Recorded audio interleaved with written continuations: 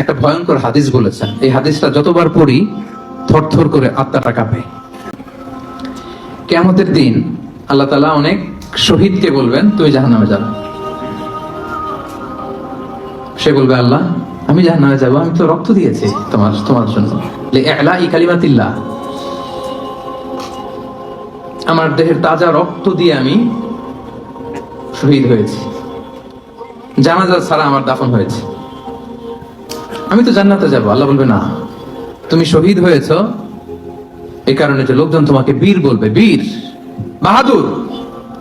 তো দুনিয়াতে তো তোমার বাহাদুর বলছে, তো তোমারে বিশাল যোদ্ধা ছিল, বাহাদুর ছিল, খেতাব তো তুমি পেয়েছো, আমার কাছে কিছু নেই, জাহান্নামে যাও, go to the hell fire. অনেক দানশীলকে আল্লাহ বলবে, জাহান্নামে যাও। সে বলবে, আল্লাহ আমি জাহান্নামে যাব, আমি তো মসজিদ, মাদ্রাসা, এতিমখানা, বৃদ্ধাশ্রম এমন কিছু নাই যে বাকি রাখছি, শত শত মসজিদ আমি করেছি, আমি কেন জাহান্নামে যাব? আল্লাহ বলবে, না, তুমি দান করেছিলে এই জন্য যে লোকজন তোমার দানশীল বলবে, দানবীর বলবে, আদেম তাই বলবে, ওটা তো তোমাকে বলা হয়েছে, জাহান্নামে যাও, আমার কাছে কি চাও, go to the hell fire. সেদিন আল্লাহ তাআলা অনেক আলেমকে ডাকবেন, অনেক দাঈদেরকে ডাকবেন, অনেক দুআত ইলাল্লাহদের তিনি ডাকবেন।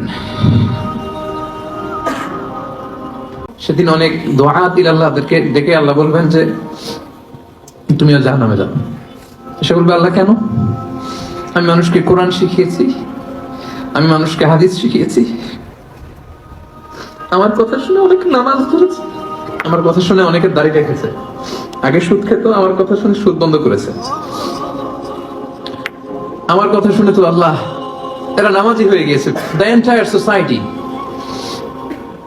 সুদ বন্ধ করেছে, নামাজ ধরেছে, তারা ফরজ যাকাত দিত, আল্লাহ আমি কেন জাহান্নামে যাব?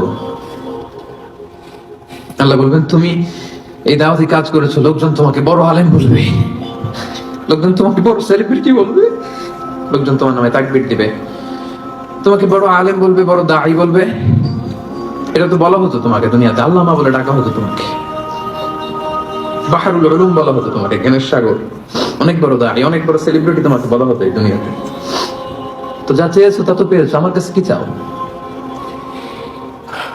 আমার কাছে তোমার জন্য কিছু নাই, go to the hell fire, তুমি জাহান্নামে যাবে। আল্লাহ ওইরকম আলেম হওয়া থেকে আমাদেরকে তুমি বাঁচাও, ওইরকম দাঈ হওয়া থেকে তুমি আমাদেরকে বাঁচাও। আল্লাহ লোক দেখানো মানসিকতা, এই শখ থেকে আল্লাহ তুমি আমাদেরকে হেফাজত করো।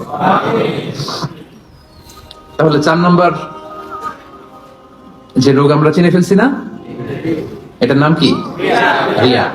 নামাজ পড়তেছি, মানুষ আমার এই বড় মুসল্লি বলে, হজ করে আসছি যেন আমার নামের আগে আলহাজ লাগায়, যাকাত দিচ্ছি, যাকাতের শাড়ি লুঙ্গি, দানবীর, শিল্পপতি, এটা যেন বলে। জিহাদের ময়দানে গিয়েছি, ইসলামের জন্য মিছিল দিচ্ছি, যাতে মিডিয়াতে আমাকে সবার আগে দেখা যায়। আল্লাহ বলবে, go to the hell fire, জাহান্নামে যাও। এগুলো একটাও আমার জন্য করো নাই, তুমি যা চেয়েছিলে দুনিয়াতে তুমি সেটা পেয়েছো, আমার কাছে কি চাও? কিচ্ছু নাই আমার কাছে তোমার জন্য, যাও।